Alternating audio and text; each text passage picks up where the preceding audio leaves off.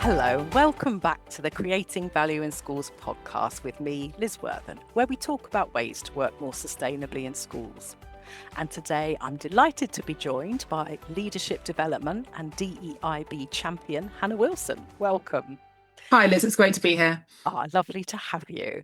Now, Hannah, you're a doer of many things with experience of headship, consultancy, coaching, speaking. You're a bringer together of people and initiator.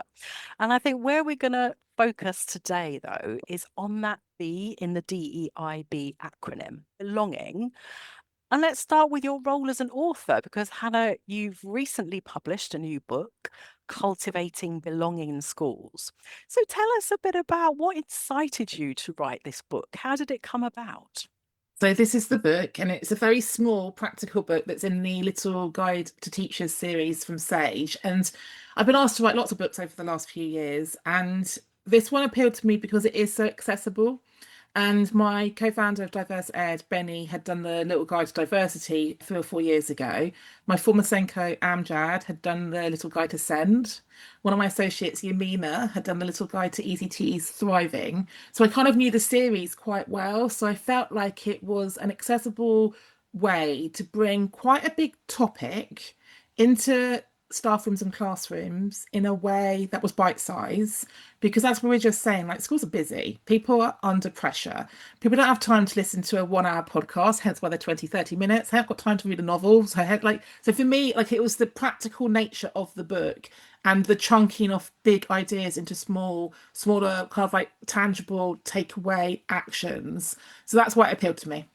And tell us a bit about that term belonging, because I feel like it's a term we're hearing a lot about at the moment. It's being used a lot. How would you define it? Well, it's an interesting one. So it's actually our other book birthday tomorrow. So 4 years ago, we published Diverse Educators, the Manifesto. And that is very much structured around the Equality Act, and it goes through all the protected characteristics, and it centres lived experience. And 4 years ago, belonging was not a buzzword. So it's been interesting how the awareness and the dialogue have evolved in the last few years. And belonging has become a bit of a buzzword, but dare I say, also a bit of a bandwagon.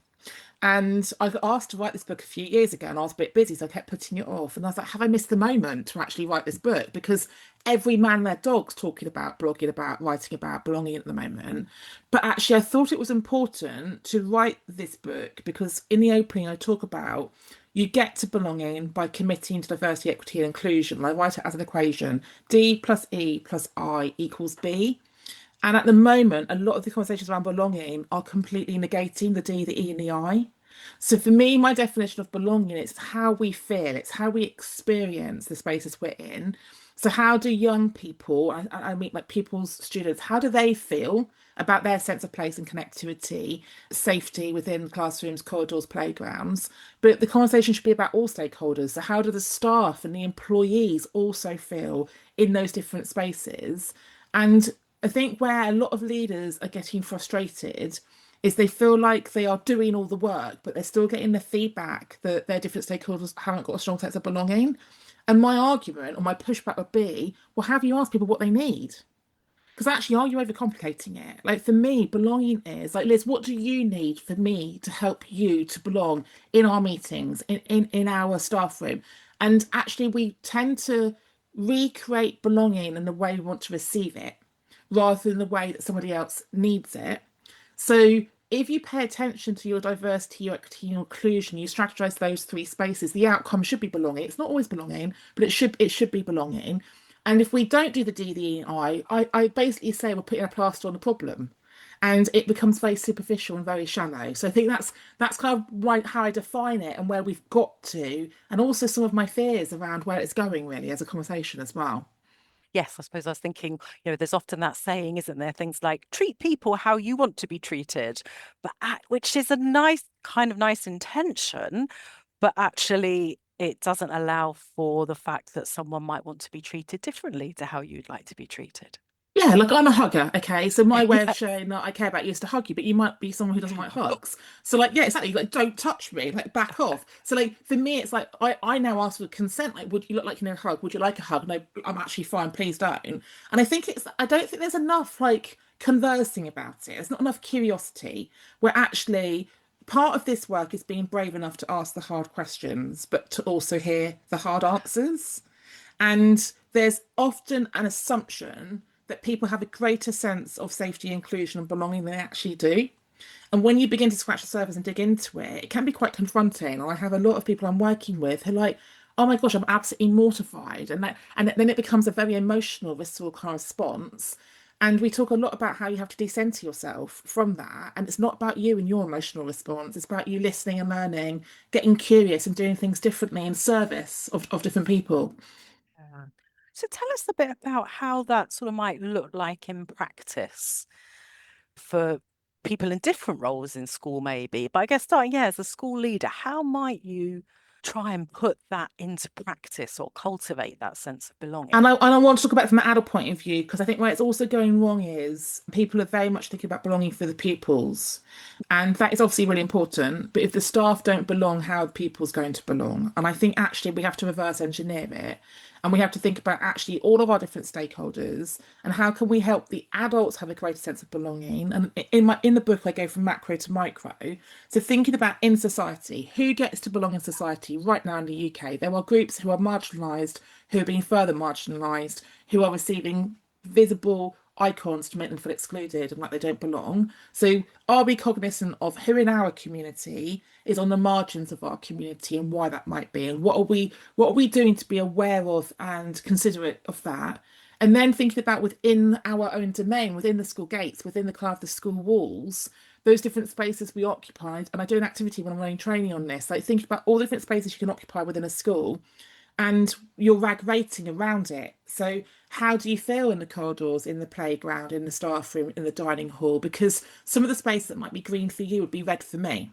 And actually, that's quite an interesting listening exercise in itself, where you get different stakeholder groups by position, but also by identity, to give you that feedback about actually like where do they feel safe and seen and have that belonging and inclusion, and where don't they, and why might that be, and what needs to change to increase those levels. So for me, the work has to start with listening, curiosity, listening.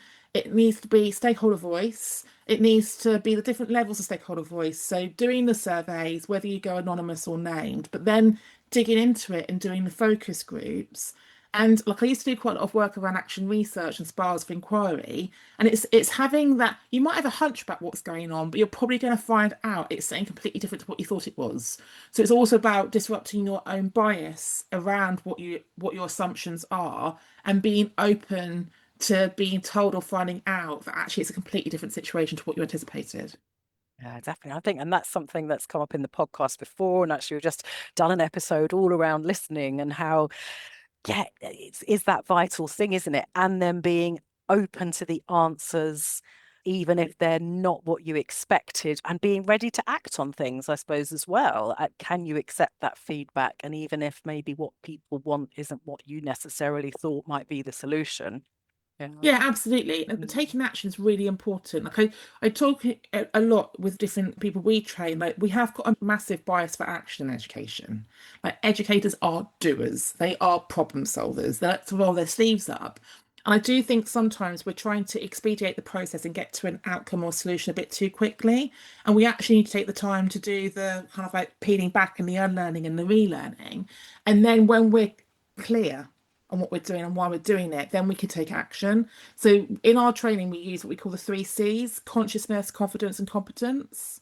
So we need to be conscious of who we are when we're doing the work, but also conscious that other people with different identities, different lived experiences have a different lens on things. We need to be confident that when we are tackling things and taking action, we're not perpetuating the problem, because that can go wrong. It might be really good intent, but you could be actually doing more damage and more harm than actually resolving it. And then the competence is what are the specific skills that each and every person needs to know for their role. It's a bit like safeguarding. There's mandatory training that everyone needs to have to get the basics, but then the site team needs to know one thing and the admin team to know another thing. And I think with belonging and DEIB, we're not quite there yet where it's being broken down into role specific knowledge and competence. So going back to your question about like belonging as a kind of an action or a practice, I would start by looking at your support staff, like thinking about actually as a staff body, We often are very teacher-centric in our conversations. I get invited in to run training for cultivating belonging for all. And when I ask who's in the room, I've got the teachers and the leaders and the Oh, support staff running the offices, like running the school. Like that undermines the whole commitment from the get-go. And then within your support staff, there'll be people who are marginalised based on their identity, but also marginalised based on their contract, their working hours, their ability to access CPD, socials. So there's often some quick wins there where actually by doing some curiosity, some listening, some learning, there'll be barriers you weren't aware of that you can then remove and create more space for belonging to exist. and I think it's really interesting also than what you were saying a bit previously about looking at different spaces in the school, because I think that's something I've, again, through conversations with guests, have had my attention drawn to more. But yeah, how do people feel in the corridors, lunch times, lunch halls? Is that a comfortable space to be? The playground and playtimes, and who dominates the space? And actually, it's often, isn't it? It is your lunchtime supervisors, your site staff, your business managers have got such a role to play, haven't they, in creating these spaces? And have they had the training? So we were working with a medium-sized mat in the Midlands, and everybody had had training across the whole institution. And the group who asked for extra training were the lunchtime supervisors and the catering team, who were often coming into work for 2 hours. And in those 2 hours, we're seeing every single child. There often weren't senior staff around. They were hearing prejudice, racism, homophobia. They didn't feel neither empowered or equipped to deal with it. And they were like, we just want some training, or when we hear this, what do we do with this? And like that was quite a quick fix. Like pay for them all to come in for an extra 2 hours or stay for the extra 2 hours, and we can do that training. And it made a massive difference to their sense of empowerment and agency within the conversation as well. Yeah. And those are the kinds of roles, aren't they, too, that can make a massive difference to a child's day. Yeah, as you say, they're the people the kids see every day. And quite often there's the opportunities for conversations there that might not happen. Or the office managers, the reception staff, when families, parents come in, isn't it? That's the first person they're going to see. Yeah, absolutely. And if you think about the kind of the bell curve of a diversity in the staff profile, you often have diversity in some of those support staff roles that you don't see in the senior leadership team or in a governing body. And they're often seen as being safe people, but also accessible people. And there's less perhaps formality in the relationship. So it can be more open and more informal. So no, I think there's different things to think about. And this is where it needs to be a whole school whole mat strategy really, and to think about all those different touch points. I had a really interesting conversation. We had a governance conference a few weeks ago, and there was a clerk who came, and she was saying that like all the conversations is about the employed staff and the salaried staff, but actually there's a lot of peripatetic staff Yeah. and freelance staff, and like who looks after the clerks and the governance professionals. Like we have these different functions that all schools have, but belonging should be considering the needs of all those different people. So it sounds like almost, yeah, if we want to take this seriously, then yeah, you need to start with that lens on the staff body and that wider body, and then maybe start to think about pupils, families, parents, and their experience of school. There's a lot of fear about the parent and carer body. So I think the schools are very willing to do the Oh, work with the pupils and often yeah. prioritise the pupil work. There's often some resistance to doing it with the staff because I often get given the feedback like we don't want to open that can of worms. Well, the can of worms is there, so let's take the lid off and let's deal with it. But then I get very candid feedback from very established, very experienced senior leaders who are almost a bit fearful of having the conversations with the parent body because they feel like they might lose control of the conversations. And I've had some fascinating conversations with my Mac CEOs like, well, why does that fear exist? We tackle everything else head on. And like, why does this topic feel so alien to us? And I think it's often the awareness of privilege and the kind of fragility of the identity as well. That I think some leaders, like, who am I as a straight white man to be having this conversation about race, for example? But if you don't lean into the conversation, there's a perception that's not important. So it's how you create the space, but you're also conscious of who you are within the space as well. And yeah, because also conversely, if if you always leave the conversation to the people who are of that characteristic, that's not fair on them, is it? You need the straight white men to be doing this work too. Absolutely, and the straight white women, because there's a lot of straight white women who are talking, I include myself, who are talking about belonging and inclusion, like I'm seeing so many events at the moment where every single speaker is a white woman. That to me is not diversity. And they might be neurodivergent, they might be LGBT, like you don't always know because not all traits are obviously visible. But that's my fear with where the conversation is going. I think a lot of leaders feel like they can't talk about DE and I because it's not their lived experience, but everyone feels like they can talk about belonging. But your levels of belonging when you have a majority identity is very different to your belonging when you're a minoritized or marginalized identity. And that's why I worry that the conversation's being hijacked in some ways. And a lot of the conferences I'm seeing, a lot of the charters and manifestos that are being published left, right, and centre only really consider pupils and not staff, and only really centre disadvantage and poverty, SEND. And to me, that's not true belonging and inclusion. That's not wide, it's not deep, it's not holistic, it's not intersectional. So I worry that the conversation is becoming quite siloed. Yeah, almost like we're almost looking at some of the warm, fuzzy aspects, but we're not asking the hard questions. Yeah, who has power? Who gets to do what? Who owns the different spaces? I went to a belonging and Um, inclusion event in Bristol a couple of months ago. It was a 3 hour event. An hour and a half in, we went for a coffee break, and I was boiling over. And I gravitated towards a group of people who I know were also boiling over, and I was the only white person in the corner of the room.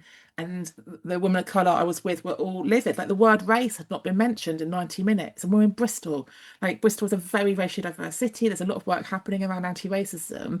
And we had a bit of a debrief, like, okay, what are we going to do about? Are we going to leave because this event is driving us literally around the bend, or are we going to talk to the organisers? And we agreed to talk to the organisers, and who was nominated to go and talk to the yeah, organiser. But I went over to the kind of the moderator and the organisers. I just said, I need you to be aware of there's a real tension in the room right now, and if this isn't addressed in the second half, you're going to lose half the room. And it would be remiss of us not to give you the feedback, but it'd be remiss of you not to listen to the feedback and do something about it. And they were responsive. They heard, but like you shouldn't have to bring that away. Like for me, like we shouldn't have to be giving you this feedback. do you think is it that people are scared, somehow scared to talk about things like race now? Is it And blissfully unaware, Liz. really? Blissfully unaware. Yeah. I've just been to a couple of meetings in Bath where I live now this morning with people doing great DEIB work in education and health. And there's a real frustration about the conversations we need to be having that we're not having. And we're kind of like pussyfooting around and skirting around the issues. And there is fear there. But it just creates resentment and frustration and disengagement and disenfranchisement. And if we look at what's happening in the world right now with young people, if we think about young boys in particular, I'm not sure if you've watched the Manosphere documentary on Netflix, but the whole misogyny kind of piece, because DEIB is being spoken about in some spaces, we've now got a group of young people who are feeling disconnected from the world and are finding role models in the wrong place. I fear that that could become like an adult situation soon as well. That actually the people who get DEIB, the people who have lived experience, the people who are doing the work are tired, and the kind of the fatigue that's kicking in and the frustration. A lot of people are voting with their feet and like leaving the roles or leaving the Yeah, system because they're like, come on now, like, it's 2026. Like, yeah. Staff burnout is a very real issue in schools, and staff with protected characteristics are more at risk. For support strategies, check out episode number 14, our conversation with Nicola Harvey on avoiding and addressing staff burnout in schools. Now back to the show. For more from Hannah on Ofsted and inclusion and how delving into data can help generate the questions you need to be asking about who really does and doesn't feel a sense of belonging. Yeah, we should have seen things change, improve, yeah. and I suppose, COVID was a great time, not a great time, a time of change or things going on and a time for rethinking. And I suppose George Floyd and all those things, but perhaps people haven't seen, I don't know, the fruition. 5 years on, how much has Yeah, really what's changed? What has actually changed? And I'm seeing a lot of things in my social media time at the moment about trans rights, trans awareness, trans inclusion, exclusion. And I started to teach, I trained to teach 2000, 2003, Section 28 got lifted. Like 25 years on, have we moved that further forward with sexual orientation and inclusion and safety? And actually another group are just being minoritized within that space, and the current target that's being weaponized are trans non-binary people. That's right. And we're hearing about books being taken out of school libraries now and things like that. So yes. Okay. So there are some good things going on, and then there's some things that are not so great. And yeah, I wonder how you feel about the Ofsted focus on inclusion. Because I think, as you alluded to a moment ago, the Ofsted focus on inclusion, is it? It's very much about SEND disadvantage in terms of, say, pupil premium or, been in social care. And then there's any other barriers to learning. So how are you feeling about it? Is it a step towards positive change? It's an interesting one. I think I'm still on the fence about where it's going. There's a great quote from John Doerr what matters gets measured and what gets measured matters. Okay, so in some ways, like I've been doing this work for 10 years, full time for 6 years. In some ways, it's progress, isn't it? Because it's finally on the agenda and it's finally being spoken about and it's being evaluated and measured and reported. But I do worry, I'm seeing some Mats talking about codifying belonging. Like, it's not a formula, you can't codify it. Like, here's belonging. If you do these 10 things, everyone will belong in your institution. It's not how it works. And I worry that it's going to become like formulaic and performative. I fear that some of the tools that are being used to measure it are quite blunt and quite narrow. And actually, if we think about the Equality Act as it stands, yes, it needs an update, but there's 9 protected characteristics. And then there's other identities that we know are marginalised and vulnerable. So we often talk about the 10th or the 11th protected characteristics, such as poverty, such as multilingualism, refugee status, for example, post-care leavers. I worry that if it's not named and explicit about it being intersectional, then it becomes quite reductive. And then you could get a very positive outcome on an inspection for your belonging and inclusion because the SEND kids and the disadvantaged kids belong. But what about your black kids, your Muslim kids, your gay kids, your trans kids? What about your staff? So that's where the jury's kind of out at the moment. And I think it's the luck of the draw then, whether your leaders get it and whether your governors get it and whether your inspector gets it. Because it's how deep, like we've worked with a lot of settings in the last few years who are doing the most amazing work when it comes to DEIB, but often the inspectors don't come looking for it. And if you don't present it and showcase it, it's not named in your report. So they are now kind of coming looking for it, but what exactly are they coming looking for? It's interesting, isn't it? Because in some ways, I'd have thought ultimately the evidence of belonging is that you've got a school that's thriving and you've got pupils who are able to achieve or fulfill things. You've got staff who are happy and engaged. Yeah. Well, for me, like we talk about it being a golden thread that weaves through everything. And ultimately, to measure belonging, you can't measure it in isolation. It is your attendance data, your behaviour data, your attainment data, your progress data, your progression data, your recruitment data. Like the list goes on. And actually, like you need to be cutting every set of data through an intersectional lens and then looking at I'm an English teacher, like what story does this data tell you? And like I'm working with a lot of leaders where the data is there, it's very loud, it's telling you very strongly, we've got a problem or we've got something we need to pay attention to. But often it's easier just to ignore it. So we talk about staff attrition. For example, some leaders will innocently say to me, oh, a lot of our black teachers are leaving this year. And then I'll move on to the next thing. Hang on a second, can we just go back to this for a minute? So you've got 10 black teachers leaving this year. Have you asked them why they're all leaving? Well, no, they're all just leaving. They've got new jobs. But why are they leaving? My red flag is, have you got a problem with racism in your school? No, I don't think so. You don't think so? Well, how are you going to find out whether you have or you haven't? And for me, that's what I mean about the line of inquiry, the spiral of inquiry. The data's often there. We're just not looking at it. And I think sometimes, like I talk about data, like we're data rich when it comes to the pupils. We're often data poor when it comes to the staff. The data often sits in lots of different platforms and pots. It's how we bring it all together and harvest that data, but also process that data. And like, I don't think we need any more data about the lack of racial representation in the UK workforce. Like, if I see one more report about it, like, we know the situation. What are we doing with that data? What are we going to do differently to actually change the outcome? Because we keep doing the same, we'll keep getting the same.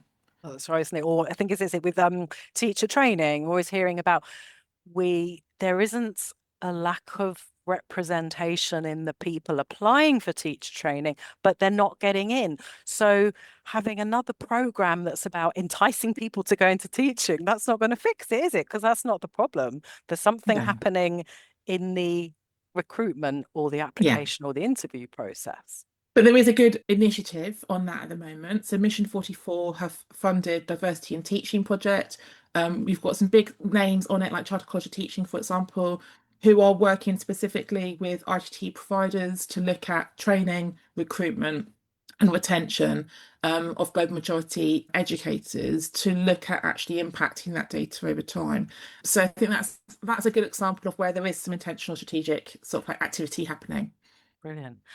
And can you just going back to your point about data, and you talked about intersectionality in data. So can you just explain a bit for someone who maybe isn't so familiar with that term intersectional? What would that mean looking at your data with an intersectional lens? Okay, good question. So if we think about the term intersectionality, firstly, like we need to be very clear on paying homage to the person who coined that phrase. So Professor Kimberly Crenshaw, who's a Black American academic, named that phrase and that concept looking at the specific experiences of Black women in America. It was the General Motors redundancy rounds where a lot of people had lost their jobs, and the people doubly disadvantaged were Black women. So I'm just saying that because a lot of people are now talking about intersectionality, about any other overlapping traits that can really upset a lot of people. So when I talk about intersectionality, I talk about intersectional identities. So we all have an intersectional identity. And if I think about when I was a head department or head of year, I spent hours handling data. I had lots of spreadsheets. You often have that kind of the demographic header at the start of the spreadsheet with all the information about your pupils. For me, intersectional data handling is how you filter, sub-filter, and you look at those trends. So say I was looking at 80 year 11s and how they were performing in English.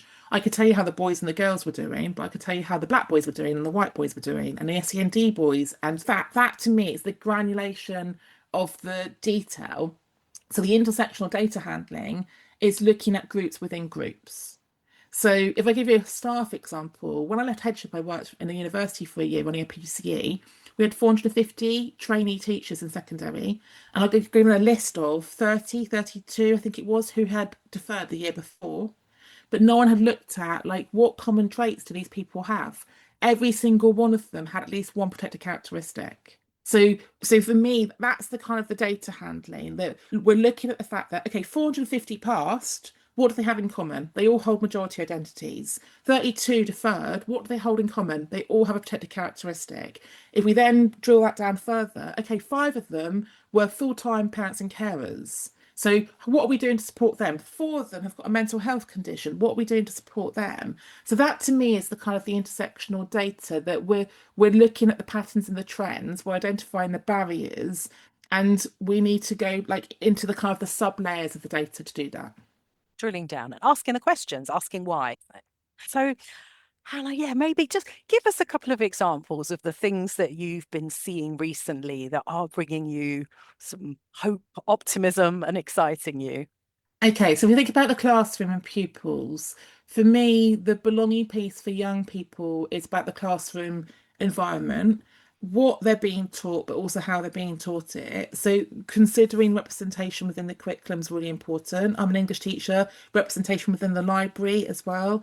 So when I was at school in most subjects, I saw teachers who looked like me and I saw myself in the curriculum, perhaps less so in STEM back in the 80s, 90s, and maybe that's why I became an English teacher. So there's some brilliant work happening around the curriculum, better representation or intentional representation of different identities. So I think that's a win for belonging. I think thinking about other ways that young people feel connected, like there's some brilliant work happening around the more like the inner curriculum beyond the core curriculum. Dr. Neil Hawkes calls it the inner curriculum. Like thinking about what happens in assemblies, in tutor time, in extracurricular. Because actually when I asked the question about to adults, when you were at school, where did you have greater and lesser sense of belonging? The greater sense of belonging always comes out around the enrichment, the extracurricular, the social spaces.